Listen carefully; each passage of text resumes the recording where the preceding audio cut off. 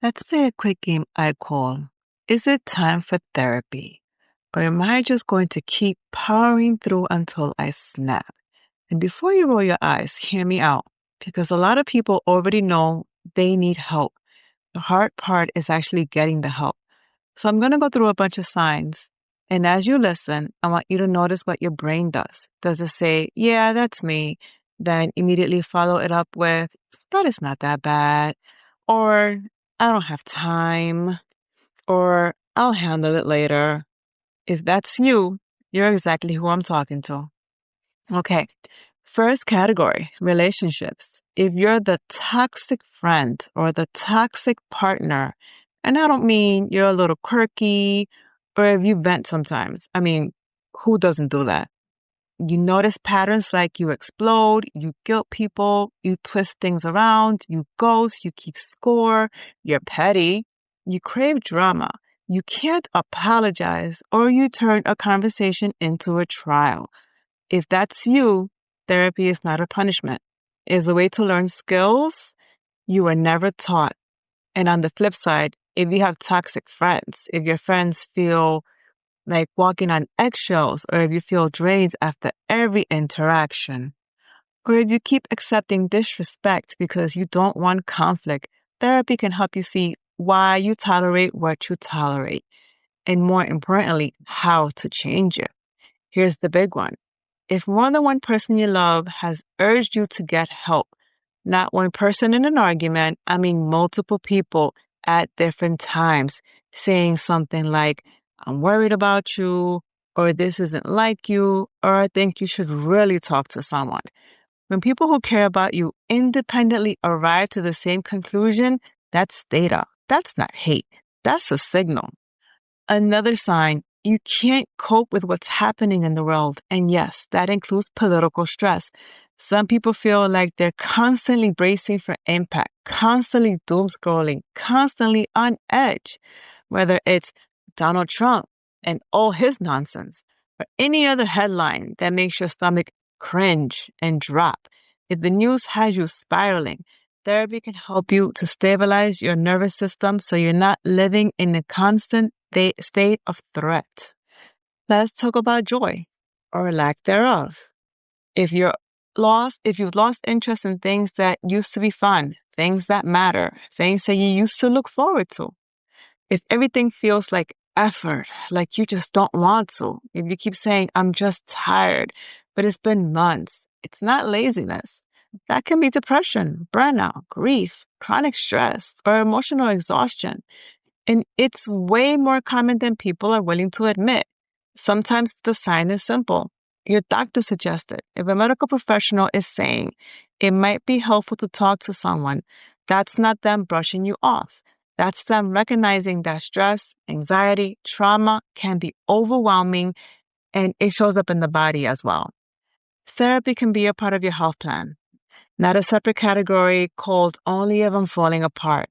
Now, here's one I love because it's almost funny until it's not. If you feel overwhelmed by a small list of things, if you feel overwhelmed by a big list of things, if you just feel overwhelmed all the time, everything feels like so much, even basic tasks, even decisions, what's for dinner, what to wear, things like that should not be trivial. Even text, even making simple phone calls. If your brain treats every demand like an emergency, something is out of balance, and therapy helps to get your balance back on track. Let's talk about boundaries. If you don't know how to say no and actually mean it, therapy can help. If you say yes while you're angry about it, if you agree, then resent. If you're constantly over available, if you feel guilty for not having needs, if you feel guilty for having needs, if boundaries feel like being mean, or if you truly don't know how to start building boundaries without blowing up your relationships, that is literally what therapy is for. Next up, coping behaviors around food, sleep. If you stress eat, if you binge eat, if food is the only comfort that feels predictable, if you're not sleeping or you're sleeping too much, or you've been in bed for 8 hours, but you wake up feeling tired, that's not restful sleep. That's stressful sleep. I'm not talking about the occasional bad week. I mean, patterns that are starting to feel like your default setting. That's your body asking for support. Therapy is one place you can learn coping skills that don't leave you feeling worse afterwards. Let's address parenting because I'm going to say something a lot of people don't want to say out loud. A lot of us think that yelling is a parenting staple, and it doesn't have to be. Your kids, they will listen to you without you having to yell at them. It's all about the way that you establish patterns of communication. If your kids are getting on your nerves just by being kids, just by existing loudly, asking questions, needing attention, taking up space, you're not an automatic bad parent. You might be depleted. You can be overwhelmed. Kids can be overwhelming. You might be overstimulated. Kids become overstimulated and adults become overstimulated. Kids burn out, adults burn out. Kids can feel unsupported, adults can feel unsupported. Kids can be triggered, adults can be triggered. Your kids can be carrying too much and you can be carrying too much. And therapy can help you to respond instead of react.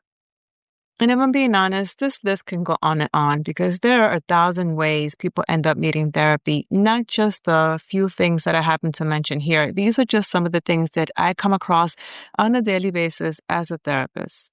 But there's the one part that I really want you to remember. Needing therapy and getting therapy are two different things. I have a lot of clients who have a lot of insight, and it's great. It's great that I don't have to tell you what's wrong and what's going on. But then they do nothing about it.